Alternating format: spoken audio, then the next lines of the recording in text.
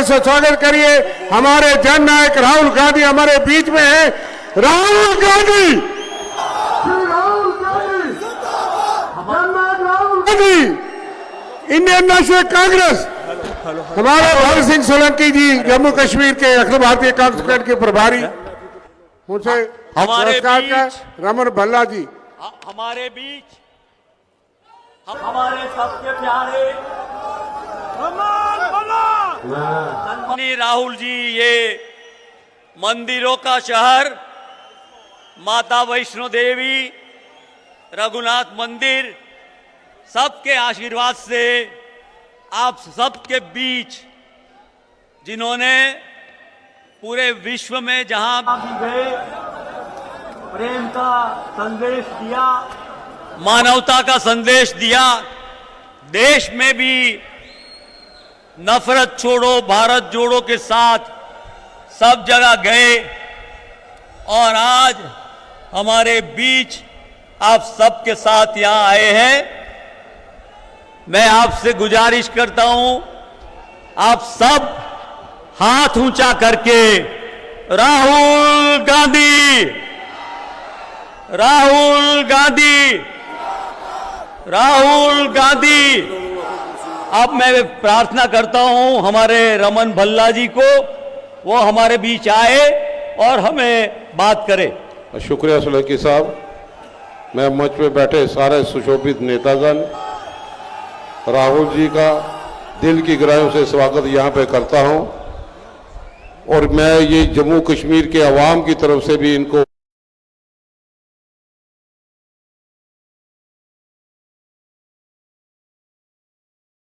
ने जो जम्मू कश्मीर में प्रचार अभियान में अपना योगदान यहाँ पे दिया है, कांग्रेस के कार्यकर्ताओं का आपने हौसला बुलंद यहाँ पे किए हैं। हमें पूरी उम्मीद है और जो वीएन लेके आपने गठबंधन यहाँ पे किया, उस वीएन के माध्यम से जम्मू कश्मीर में गठबंधन की सरकार बनने के लिए जा रही है। इसके लिए आपका शुक्रिया अदा करता हूँ। ये आपका दूरंदेशी फैसला था। मुद्दे बहुत ज़्यादा हैं, लेकिन मैं उम्मीद करता हूँ कि आप being leader of opposition Jammu Kashmir के अवाम की, चाहे वो स्टेट का दर्जा हो, चाहे गवर्नर की पोस्ट हो, चाहे बुजुर्गों की पेंशन को बहाल करने की बात आए, विधवाओं की पेंशन बहाल करने की बात आए, आंगनवाड़ी कार्यकर्ताओं का ऑनरेरियम बढ़ाने की बात आए, आशा वर्कर्स का भी कम से कम जो जद्दोजहद यहाँ पे कर रहे हैं, उनके हक की लड़ाई हमें लड़नी है। लेकिन सबसे ज़्यादा ज़रूरी है, मैं राहुल जी गुजारिश करूँगा कि जम्मू कश्मीर में रेफ्यूजियों का बहुत बड़ा मुद्दा यहाँ पे है, पार्लियामेंट में आवाज़ उठाएं कि वन टाइम सेटलमेंट के लिए जो हमारी सरकार इनको 30 लाख रुपया देना चाहती थी, लेकिन यहाँ की सरकार ने उनको सिर्फ 5.5 लाख रुपया दिया है। ये पूरी रिफ्यूजी बरादरी के लोग भरोसा करते हैं राहुल जी, आपने जब अपोजिशन का रोल अदा किया, रिफ्यूजियों के हक की बात की जाएगी, क्योंकि उनकी ज़मीनें सारी पाकिस्तान में हैं, उनके बच्चों का गुजारा करना बड़ा मुश्किल हुआ। मैं ये दो बड़े खुशनसीब हैं कि मनमोहन सिंह जी ने, हमारी कांग्रेस की लीडरशिप ने 30 लाख का पैकेज दिया। आज हर एक रिफ्यूजी घर से बाहर निकल के आपके हक में वोट डालने के लिए जा रहा है, क्योंकि उम्मीद है राहुल जी किससे। और यहाँ पे नहीं, भाजपा ने इस बरादरी को, जो पहाड़ी स्पीकिंग लोग थे, जो रजौरी पुंछ में लाते थे, उनको तो एसटी स्टेटस दे दिया। वही भाषा बोलने वाले लोग जो जम्मू जिले में रहते हैं, उनको कोई ऐसी स्टेटस नहीं दिया। ये भी यहाँ की बहुत बड़ी मांग यहाँ पे है। और मैं समझता हूँ कि स्मार्ट मीटर का मुद्दा, जिसने हर घर में बड़ा मुश्किल से गुजारा करना लोगों को मजबूर कर दिया, ये टैक्स वसूलने वाली सरकार है कि स्मार्ट मीटर गुजरात में नहीं है, लेकिन जम्मू कश्मीर में कोई रोज़गार नहीं, बच्चे सारे बेरोज़गारी में, 10 साल से बेरोज़गारी, एक चपड़ासी नहीं लगा, एक टीचर नहीं लगा, लेकिन टैक्स वसूलने के लिए, बिजली के किराए वसूलने के लिए, जो हमारा ही प्रोजेक्ट था, हमारी बिजली थी, हमारा ही पानी था, लेकिन हम पे व्यापार के जरिए थोपा जा रहा है। और उम्मीद है राहुल जी से कि आप गरीब की आवाज़ को बुलंद करेंगे, पार्लियामेंट में आवाज़ को बुलंद करेंगे और हमारे हक की लड़ाई। और यहाँ तक कि भाजपा ने लोगों पे, हमारे पे प्रॉपर्टी टैक्स लगाने की बात की। जम्मू कश्मीर पाकिस्तान से जूझता रहा, बारूद के धमाकों की आवाज़ें सुनता रहा। कई परिवार जो जिन्होंने शहादत यहाँ पे दी है, आज प्रॉपर्टी टैक्स लगाने की बातें यहाँ पे करते हैं। एक स्टेट में 2 यूटी लगा के जम्मू कश्मीर के आम आवाम को जख्मी कर दिया है। उम्मीद करते हैं आपसे, आप मरहम लगाएंगे। और मैं आपको दावे से कहता हूं, जितनी तड़प आपने जम्मू कश्मीर में इस चुनावी अभियान में दिखाया, जिस दिन नोटिफिकेशन निकली आप और खड़गे साहब आए, कांग्रेस के कार्यकर्ताओं का मॉरल बूस्ट हो गया। और अब मैं आपको भरोसा दिलाता हूं, यही कार्यकर्ता, यही बैकबोन है, तूफानों से लड़ते हुए, पत्थरों से लड़ते हुए, चट्टानों से लड़ते हुए राह बनाएंगे और पश्चिम लड़ाएंगे, जिसमें कांग्रेस गठबंधन की सरकार बनेगी। मैं आपका बहुत बहुत शुक्रिया अदा करता हूं। शुक्रिया, जय हिंद। हमारे बीच राहुल जी के साथ पूरी टीम के हमारे लीडर्स भी आए हुए हैं। अभी मैं विनती करता हूं हमारे जो कैंडिडेट हैं उनको कि राहुल जी के सामने खड़े रहें। राहुल जी उनको आप सबकी तरफ से शुभकामनाएं देंगे। सबसे पहले 72 सीट से बिश्ना के हमारे नीरज कुंदन जी चुनाव लड़ेंगे, एक के बाद एक। उसके बाद हमारे जम्मू साउथ के रमन भल्ला जी, जिनको आपने सुना है, इसके 60 सीट 75 से टीएस टोनी जी आ जाए, वो खड़े रहेंगे। फिर जम्मू ईस्ट से योगेश साहनी जी आ जाए, नगरोटा से बलबीर सिंह आ जाए, फिर उसके साथ जम्मू वेस्ट से मनमोहन सिंह जी आ जाए, मर से मूलाराम जी आ जाए। तो इन सबों को राहुल जी आपके सामने खड़ा करके आशीर्वाद मांगते हैं, इनको जिताने के लिए कह रहे हैं। मैं रिक्वेस्ट करता हूं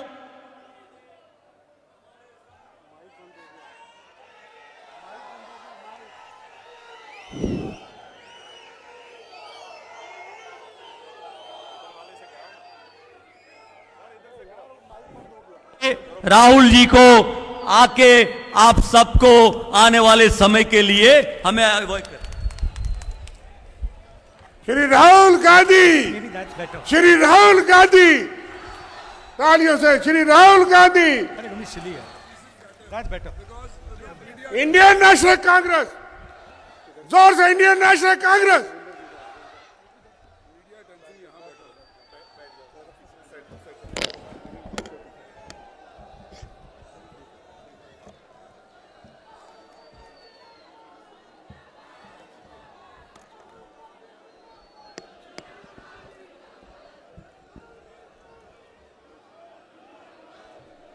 भारत सोलंकी जी,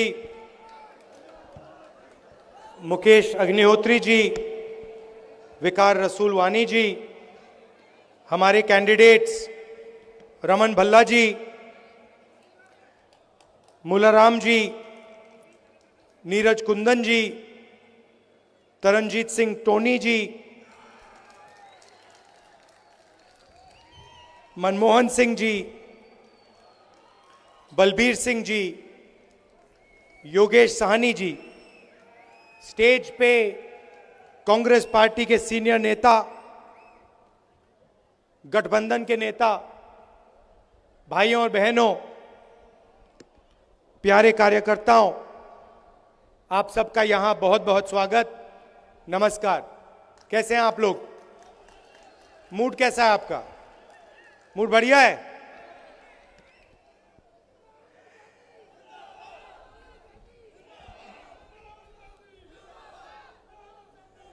हिंदुस्तान के हिस्ट्री में 1947 के बाद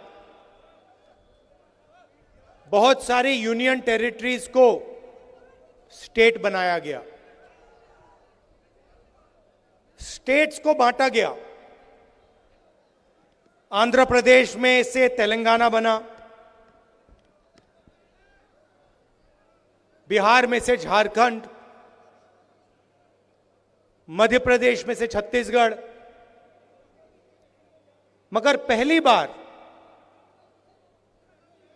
इंडिपेंडेंस के बाद एक स्टेट को यूनियन टेरिटरी में बदला गया। वो जम्मू कश्मीर के साथ हुआ है। और मैं इस स्टेट से आपसे कहना चाहता हूं कि यह आपके खिलाफ अन्याय है।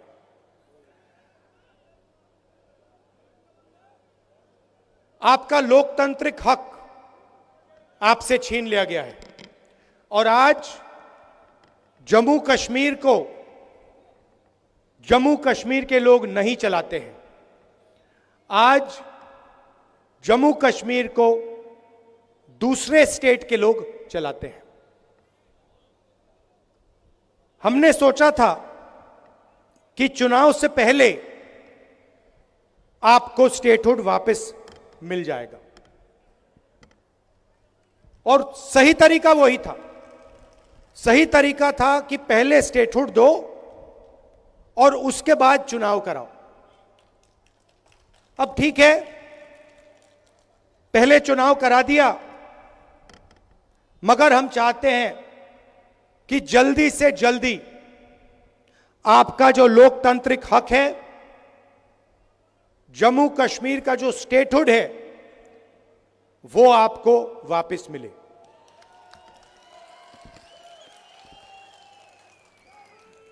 ये हिंदुस्तान की हिस्ट्री में पहले कभी नहीं हुआ है कि किसी स्टेट से हमने उनका अधिकार छीन लिया और स्टेट को यूनियन टेरिटरी में बदल दिया। पहली बार हुआ है,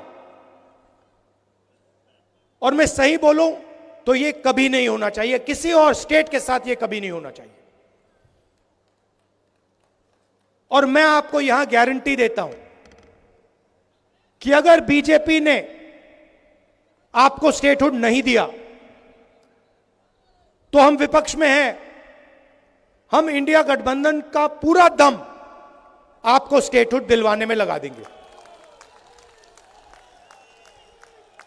पार्लियामेंट का इस्तेमाल करेंगे, लोकसभा का इस्तेमाल करेंगे, राज्यसभा का, सड़कों पे उतरेंगे और हम आपको जो आपका हक है वापस दिलाएंगे। और अगर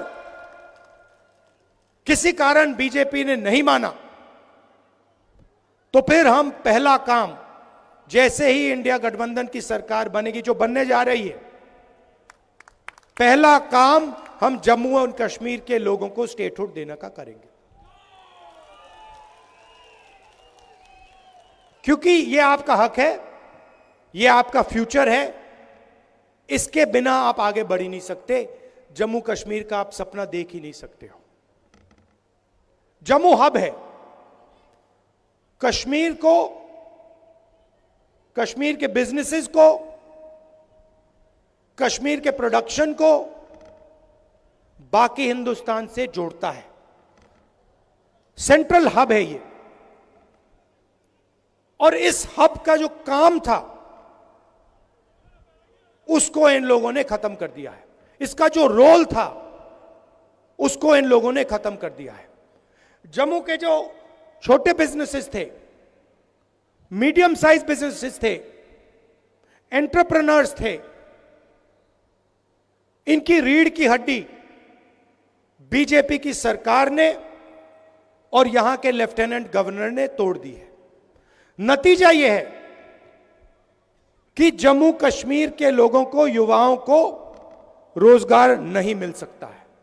आप कुछ भी कर लो, जब तक जम्मू कश्मीर के स्मॉल और मीडियम बिजनेसेस अपने पैरों पर नहीं खड़े होंगे, तब तक इस प्रदेश में, इस यूनियन टेरिटरी में रोजगार नहीं मिल सकता।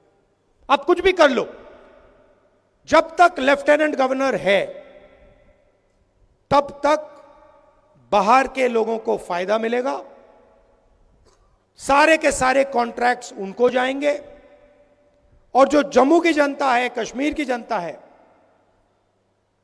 उनको परे कर दिया जाएगा। यह रियलिटी है। और एक कारण भी है कि आपसे स्टेटहुड छीना गया, कि वो चाहते हैं कि जम्मू कश्मीर को जम्मू कश्मीर के लोग ना चलाएं, बाहर के लोग चलाएं, लेफ्टिनेंट गवर्नर के माध्यम से काम हो, और जम्मू कश्मीर की जनता की जो प्रोस्पेरिटी है वो खत्म हो जाए। यह आक्रमण जो जम्मू कश्मीर में स्मॉल और मीडियम बिजनेस पे हुआ है, यह बाकी देश में भी हुआ है। पूरी सरकार अदानी अंबानी जैसे अरबपतियों के लिए चलती है।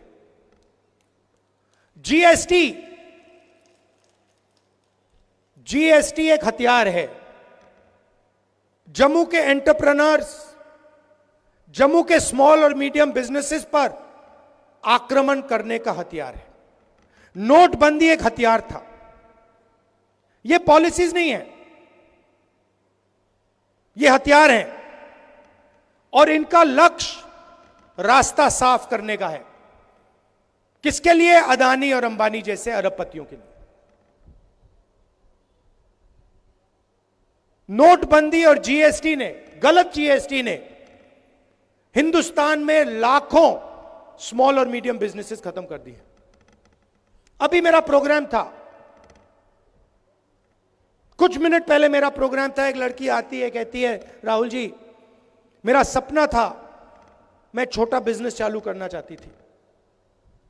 गवर्नमेंट ने कहा कि ग्रांट मिलेगा, मैंने पूरी प्रिपरेशन कर दी, एरोमेटिक्स का मेरा बिजनेस था, मैंने पूरी तैयारी कर दी, मुझे कहा कि पैसा मिलेगा, पैसा नहीं आया। मेरी मां की डेथ हो गई, मेरे पिता ने मेरी मदद की, मगर मेरा बिजनेस खत्म हो गया। आज मैं छोटा बिजनेस नहीं चलाना चाहती हूं, क्योंकि मैं जानती हूं कि जम्मू कश्मीर में छोटा बिजनेस नहीं चलाया जा सकता है। मगर यही आपकी रीढ़ की हड्डी है, यही आपकी स्ट्रेंथ है, इसी में आपका रोजगार है, इसी में आपका भविष्य है। और आप किसी भी युवा से पूछ लो, वही जवाब मिलेगा। वो लड़की अब कह रही है कि मैं एडमिनिस्ट्रेशन में जाना चाहती हूं, मैं आईआईटी में जाना चाहती हूं। आईआईटी में कितने लोग जाएंगे? एडमिनिस्ट्रेशन में कितने लोग जाएंगे? 1% जाएंगे, 2% जाएंगे, 3% जाएंगे, 5% जाएंगे। 95% का क्या होगा? जहां भी देखो वहां आपको अदानी अंबानी दिखेगा। पहले आपका रोल था, कश्मीर के सेब यहां से निकलते थे, आप बाकी हिंदुस्तान में भेजते थे। आज पूरी की पूरी सेब की इंडस्ट्री अदानी के हाथ में है। हिमाचल का सेब अदानी के हाथ में, जम्मू कश्मीर का सेब अदानी के हाथ में। और यही हर इंडस्ट्री में यही हो रहा है। एयरपोर्ट में जाते अडानी टैक्स, पोर्ट में जाओगे अदानी टैक्स, मोबाइल फोन चलाओगे अंबानी टैक्स, सड़क पे चलोगे अदानी टैक्स, अनाज में अदानी टैक्स। सेना हथियार का प्रयोग करेगी, अदानी टैक्स, कारतूस अदानी टैक्स, अग्निवीर अदानी टैक्स। ये कब तक चलेगा? 16 लाख करोड़ रुपए कर्जा माफ किया है अदानी अंबानी जैसे 25 लोगों का, नरेंद्र मोदी। आप शेम कह रहे हो, मगर मैं आपसे पूछना चाहता हूं, जम्मू के छोटे बिजनेस वालों का, जम्मू के किसानों का कितना टैक्स माफ हुआ है? जो आपके युवा 18-19 घंटे पढ़ाई करते हैं, सपना देखते हैं, एजुकेशन के लिए लोन लेते हैं, उनका कितना टैक्स माफ, उनका कितना माफ हुआ है पैसा? उनके कितने बैंक लोन माफ हुए हैं? कोई बीमार होता है, अस्पतालों में लाखों रुपए लग जाते हैं, उनका कितना कर्ज माफ हुआ है? 0। आप अगर बैंक लोन लेते हो और पैसा वापस नहीं देते हो, आपको जेल में डाल देते हैं, जेल में डाल देते हैं। और अंबानी अदानी जैसे लोग बैंक लोन लेते हैं, पैसा वापस नहीं देते हैं, कहते हैं चलो और पैसा ले लो। कितना चाहिए? 1000 करोड़, 2000 करोड़, 50,000 करोड़, 1 लाख करोड़, जितना चाहिए ले लो, जो करना है करो, जो इंडस्ट्री खरीदनी है खरीदो। लखनऊ का एयरपोर्ट चाहिए ले लो, मुंबई का एयरपोर्ट चाहिए, अच्छा वो किसी और के हाथ में, चलो सीबीआई केस लगाओ, ईडी केस लगाओ, परे करो उसको, अदानी को दो। ये make in India, make in India, make in India बात करते रहते हैं, डिफेंस इंडस्ट्री की बात करते हैं। सारे के सारे कॉन्ट्रैक्ट्स अदानी जैसे लोगों को जा रहे हैं। बाहर इजराइल की कंपनी हथियार बनाती है, लेबल अदानी का लग जाता है। इजराइल की कंपनी ड्रोन बनाती है, लेबल अदानी का लग जाता है, और कहते मेक इन इंडिया हो गया। कैसे मेक इन इंडिया हो गया? इजरायली हथियार है, मेक बाय अदानी हो गया है, मेड इन इंडिया नहीं हुआ है। और यही हालत पूरे देश में। अगर आप गरीब हो तो इलेक्ट्रिक मीटर लगेगा, मॉडर्न टेक्नोलॉजी लगेगी, चमकते हुए मीटर लगेंगे, आपके जेब में से पैसा निकालते जाएंगे, निकालते जाएंगे, निकालते जाएंगे। जीएसटी लगेगी। अभी आपने पता नहीं अन्नपूर्णा रेस्टोरेंट वाली कहानी सुनी या नहीं। वो फाइनेंस मिनिस्टर के सामने खड़ा होता है, कहता है मैडम बड़ी मुसीबत है, मैं अगर बन बेचूं एक जीएसटी लगती है, अगर उसमें क्रीम डाल दूं दूसरी जीएसटी लगती है, अगर बन और क्रीम अलग बेच दूं तो तीसरी जीएसटी लगती है, मैं क्या करूं? और यही हालत सबके साथ है। ऐसी कॉम्प्लिकेटेड जीएसटी बना दी है, क्यों? एक्सटॉर्शन करने के लिए। गलती करो, ईडी वाले, सीबीआई वाले, इनकम टैक्स वाले आ जाएंगे, जीएसटी वाले आ जाएंगे, पैसा लेंगे चले जाएंगे। यही सिस्टम चल रहा है। तो यह चुनाव आपको अधिकार देने का चुनाव है, और शुरुआत स्टेटहुड है। उसके बाद सरकार आएगी, जम्मू कश्मीर के जो स्मॉल और मीडियम बिजनेसेस हैं, जो लोकल इंडस्ट्री है, उनकी रक्षा करने वाली सरकार होगी। बैंक के दरवाजे आपके लिए खुलेंगे, आपको सपोर्ट मिलेगी, आपको टेक्नोलॉजी मिलेगी। उनकी जगह है, अंबानी की जगह है, अदानी की जगह है, मगर आपकी भी जगह है। यह नहीं होगा कि भैया उनको सब कुछ दे दिया और जम्मू कश्मीर के लोग देखते रह गए। पीओके से रेफ्यूजीज आए, उनसे मनमोहन सिंह जी ने वायदा किया था, वो वायदा पूरा किया जाएगा। सॉरी, कश्मीरी पंडित से जो मनमोहन सिंह जी ने वायदा किया था, वो वायदा पूरा किया जाएगा। और जो हमारे रेफ्यूजीज हैं, जो पाकिस्तान ऑक्यूपाइड जेएनके से आए हैं, 2014 में जो उनको वायदा किया गया था फाइनेंशियल पैकेज का, वो भी हम पूरा करके दिखाएंगे। ये जो स्मार्ट मीटर्स लगा रखे हैं, ये जो नरेंद्र मोदी जी की टेक्नोलॉजी है, इसको हम यहां से हटा देंगे, ये हमें नहीं चाहिए। और जो पंजाबी है, इसको हम ऑफिशियल लैंग्वेज बना देंगे। मगर मेन बात मैं आपसे कहना चाहता हूं कि देखिए, एक तरफ हिंदुस्तान के प्रधानमंत्री हैं, उनका डायरेक्ट कनेक्शन ऊपर है, वो भगवान से बात करते हैं। सुबह उठते हैं, वो कहते हैं कि भैया मैं नॉन बायोलॉजिकल हूं, आप लोग बायोलॉजिकल हो, नरेंद्र मोदी नॉन बायोलॉजिकल है, वो इंसान नहीं है, वो डायरेक्ट भगवान से कनेक्शन लेता है। सुबह भगवान उनसे कहते हैं क्या करना है, वो करते हैं। हम इंसान हैं, हम आप जैसे हैं, हम आपकी बात सुनना चाहते हैं, समझना चाहते हैं, और ये दिल का रिश्ता है। मैं लोकसभा में हूं, ऑपोजिशन लीडर हूं, जहां भी आपको मेरी जरूरत हो, जहां भी जरूरत हो, रेफ्यूजीज के मामले में हो, स्टेटहुड के मामले में हो, स्मॉल मीडियम बिजनेस के मामले में हो, जहां भी आप मुझे ऑर्डर करोगे, जो भी आपका हुक्म होगा, मैं आपके लिए वहां कर दूंगा। और जब भी आप चाहोगे कि भैया राहुल जम्मू आओ, हमारी बात सुनो, हमारी मदद करो, मैं आपको आपके सामने दिखूंगा।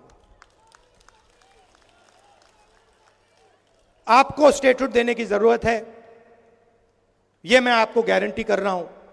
आज नहीं तो कल इंडिया गठबंधन आपको स्टेटहुड दे देगा। आप सबका दिल से मैं धन्यवाद करना चाहता हूं। नमस्कार, जय हिंद।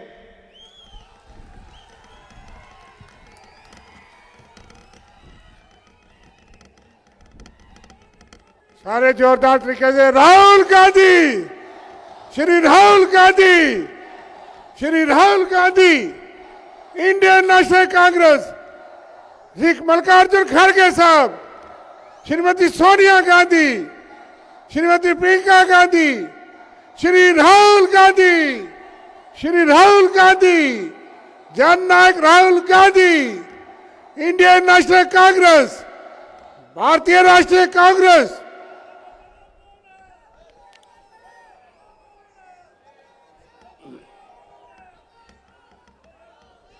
आप सबका बहुत बहुत धन्यवाद।